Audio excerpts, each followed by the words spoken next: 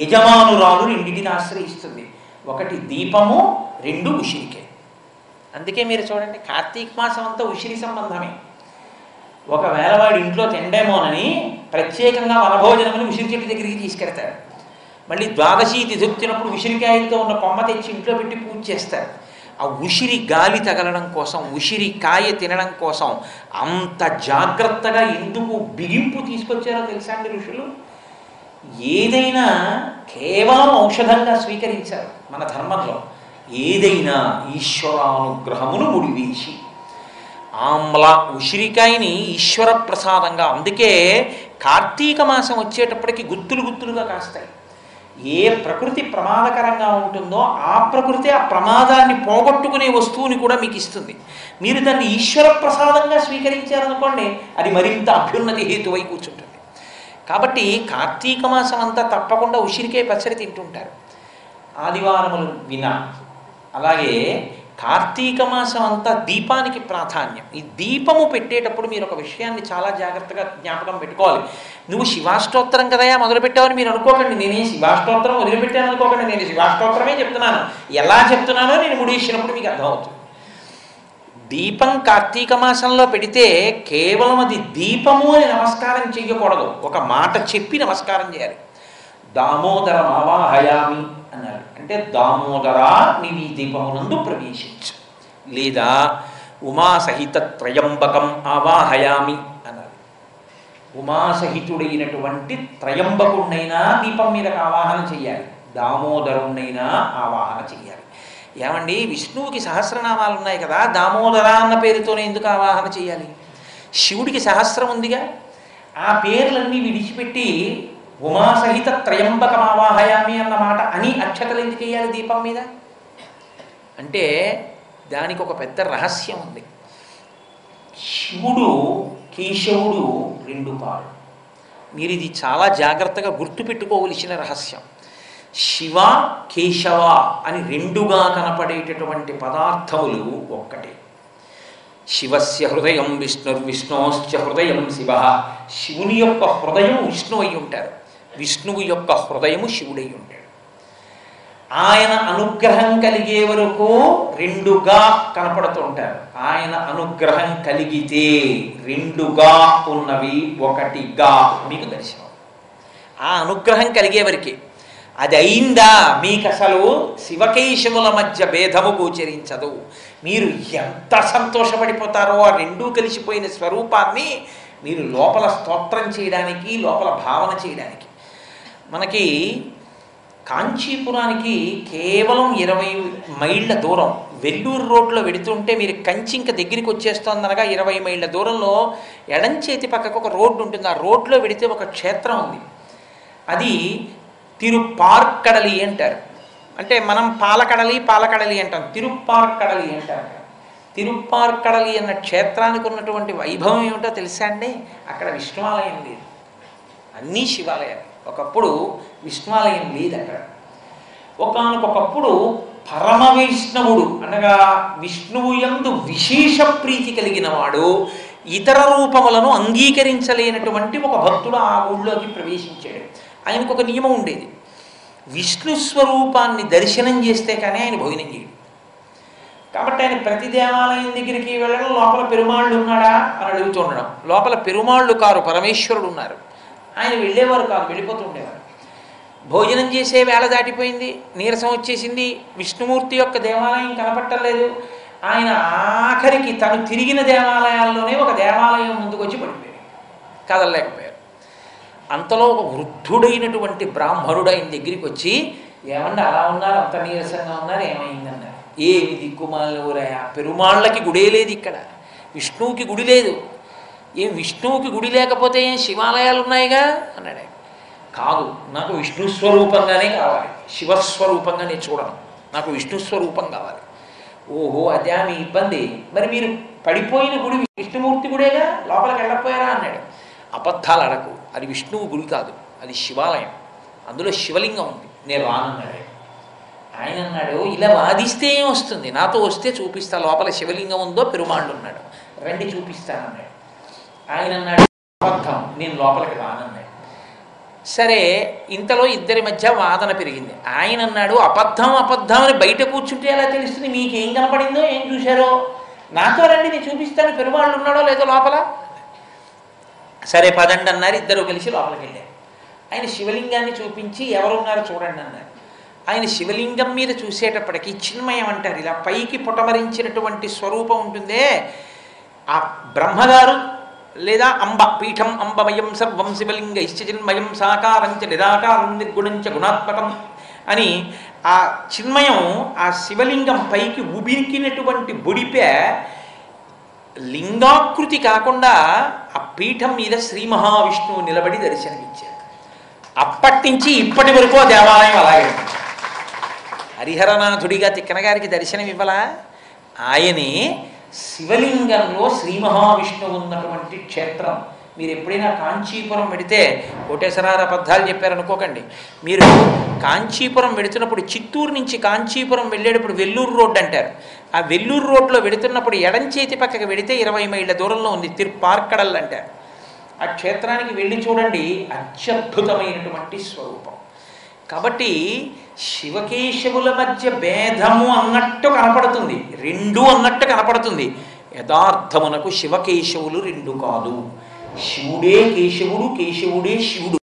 దీని గురించి పెద్దలు ఒక చక్కటి ఐతిహ్యం ఒకటి చెప్తూ ఉంటారు. వెనకటికి దేవతలందరూ రామేశ్వరం వెళ్ళారు. వెళ్ళి రామేశ్వరంలో శివలింగాన్ని దర్శనం చేశారు. దర్శనం చేసి బయటకు వచ్చిన తర్వాత వాళ్ళకు ఒక అనుమానం వచ్చింది, రామేశ్వరం అనగా ఏమి? వ్యాకరణంలో రామేశ్వరం దేనికి చెందుతుంది అంటే, ఇప్పుడు నేను మీకు దాన్ని కొంచెం చెప్పాలి అంటే, రాజసేవకుడు ఏ సమాసం అని అడిగాను అనుకోండి, రాజు యొక్క సేవకుడు రాజసేవకుడు, కాబట్టి షష్ఠీ తత్పురుష సమాసం. లేకపోతే నల్ల కలువ అన్నాను అనుకోండి, ఏ సమాసం అన్నాను అనుకోండి, నల్లనైన కలువ, కర్మధారయా సమాసం. కాదు, దండపాణి ఏ సమాసం అన్నాను అనుకోండి, దండము పాణియందు కలవాడు అంటే చేతియందు కర్ర పట్టుకున్నవాడు, చేతియందు కలది కలవాడు, కాబట్టి బహువ్రీహి సమాసం. కాబట్టి షష్ఠీ తత్పురుషం అన్నా అవ్వాలి, కర్మధారయం అన్నా అవ్వాలి, బహువ్రీహి అన్నా అవి ఉండాలి. వ్యాకరణంలో రామేశ్వరం ఏది అని అనుమానం వచ్చింది మనకి. ఒక ఆయన అన్నాడు, రామేశ్వరం అంటే రాముని యొక్క ఈశ్వరుడు. రాముడు ఎవరిని అర్చన చేస్తాడో ఆ శివుడు రాముని యొక్క ఈశ్వరుడు, రామేశ్వరుడు అన్నాడు. కొంతమంది అన్నారు, ఒకటిది రామునికి ఈశ్వరుడు ఏమిటి, రాముడే జగత్ప్రభువు, రామునికి మళ్ళీ ఈశ్వరుడు ఎవరు ఉండరు, కాబట్టి రాముడికి శివుడు ఈశ్వరుడు మేము అంగీకరించామన్నారు. కొంతమంది అన్నారు, మీరు అంగీకరించకపోతే ఏమిటి, రాముని యొక్క ఈశ్వరుడే ఆయన అన్నారు. ఈ గొడవంతా ఎందుకు, కైలాసానికి వెళ్ళి శివుడిని అడుగుదాం పదండి అన్నారు. అందరూ కలిసి కైలాసానికి వెళ్ళారు. అయ్యా రామేశ్వరం ఏ సమాసం అని అడిగారు. ఆయన అన్నాడు, రాముని ఈశ్వరుడిగా కలవాడు, బహువ్రీహి సమాసం. నాకు రాముడు ఈశ్వరుడు, నేను అక్కడ శివలింగంగా ఉంటాను, కానీ నాకు రాముడు ఈశ్వరుడు అంటే అయ్యయ్యో అని బయటకు వచ్చేసారు. బయటకు వచ్చేసి శివుని యందు అనురక్తి కలిగిన వాళ్ళు అన్నారు, శివుడు జ్ఞాని, కాబట్టి ఆయన ఇప్పుడు తన గొప్ప చెప్పడం, కాబట్టి ఆయన అలా అన్నాడు, అన్నీ ఉంటుంది. నిజానికి రాముడు ఈశ్వరుడిగా కలవాడు కాడు, రాముని యొక్క ఈశ్వరుడు, షష్ఠీ తత్పురుషమే కరెక్ట్, బహువ్రీహి కాదు, ఆయన అలా అన్నాడు అంతే. సరే, ఈ గొడవ ఎందుకు, వైకుంఠానికి వెళ్ళి విష్ణువుని అడుగుదాం, రాముడు విష్ణువు కదా ఆయన అడుగుదాం అని వైకుంఠానికి వెళ్ళారు. ఒక ఆయన అన్నాడు, రామేశ్వరం అంటే రాముని యొక్క ఈశ్వరుడు, రాముడు ఎవరిని అర్చన చేస్తాడో ఆ శివుడు రాముని యొక్క ఈశ్వరుడు, రామేశ్వరుడు అన్నాడు. కొంతమంది అన్నారు, ఒకటిది రామునికి ఈశ్వరుడు ఏమిటి, రాముడే జగత్ప్రభువు, రామునికి మళ్ళీ ఈశ్వరుడు ఎవరు ఉండరు, కాబట్టి రాముడికి శివుడు ఈశ్వరుడు మేము అంగీకరించామన్నారు.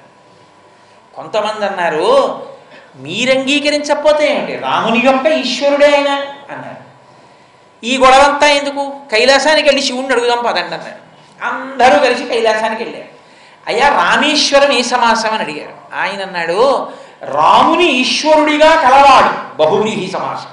నాకు రాముడు ఈశ్వరుడు, నేను అక్కడ శివలింగంగా ఉంటాను, కానీ నాకు రాముడు ఈశ్వరుడు అంటే అయ్యయ్యో అని బయటకు వచ్చేసారు. బయటకు వచ్చేసి శివుని యందు అనురక్తి కలిగిన వాళ్ళు అన్నారు, శివుడు జ్ఞాని, కాబట్టి ఆయన ఇప్పుడు తన గొప్ప చెప్పడం, కాబట్టి ఆయన అలా అన్నాడు, అన్నీ ఉంటుంది.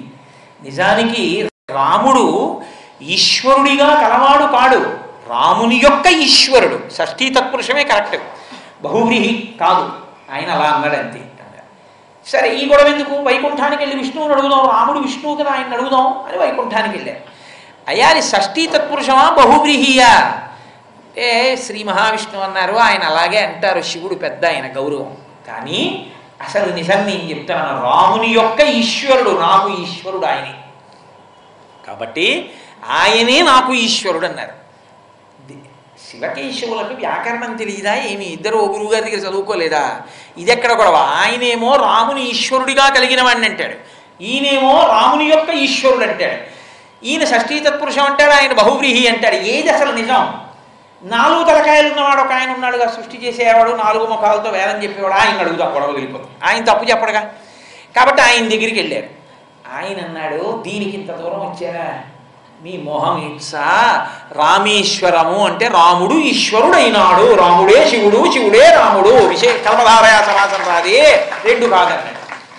కాబట్టి శివుడే కేశవుడు, కేశవుడే శివుడు, ఉన్న ఆపదార్థమే స్థితికర్తగా నిలబడినప్పుడు విష్ణువుగా ప్రకాశిస్తుంది. ఆపదార్థమే మీకు ఉపకారం చేసి లయకర్తగా నిలబడి నిద్ర ఇచ్చినా, మిమ్మల్ని పొందినా, మీకు జ్ఞానం ఇచ్చి ఈశ్వరుణ్ణి పొందేట్టు చేసినా శివస్వరూపంగా ఉంటుంది. అందుకే భాగవతంలో 3 మూర్తులకు 3 లోకములకు 3 కాలములకు మూలమగుచు భేదమగుచు తుదిక భేదమయ్యొప్పారు బ్రహ్మమగ నీవే ఫలమయమా అంటారు. 3గా 2గా కనపడి చిట్ట చివరికి 1గా అయిపోయేటటువంటి తత్వం ఏదున్నదో అది పరబ్రహ్మము, అది పరమేశ్వరుడు. అది 2గా కనపడుతుంది, కానీ 2 కాదు, ఉన్నది ఒక్కటే అని నిరూపిస్తుంది. అలా నిరూపించగలిగినటువంటి స్థితి కలిగినటువంటి పదార్థం. అందుకే వాళ్ళకి ఓ గమ్మత్తు ఉంటుంది లోకంలో. మీరు చూడండి, నాకు ఈ మాట చెప్తుంటే ఒక విషయం గుర్తొచ్చింది. శృంగగిరి పీఠాధిపతులు చంద్రశేఖర భారతి మహానుభావుడు, ఆయన దగ్గరికి వెళ్ళి చాలామంది కూర్చున్నారు.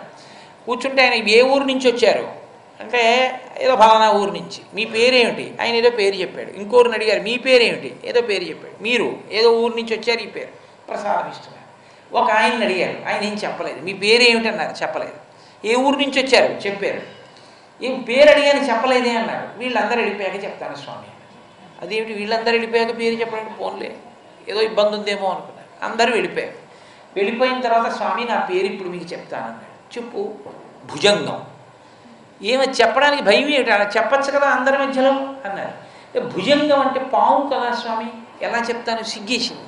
వాళ్ళందరి పేర్లో ఒకటి పేరేమో శ్రీమన్నారాయణుడు, ఒకటి పేరేమో కైలాసనాథుడు, ఒకటి పేరేమో ఉమాపతి, ఇలాంటి పేర్లు. నేనెలా చెప్పనా పేర్లు? నాకు లేదు, భుజంగం పాము నా పేరు.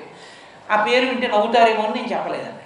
అంటే చంద్రశేఖర భారతి అన్నారు, అన్నిటికన్నా విలువైనది ఏదో దాన్నే యజమాని బాగా దాచుకుంటాడు.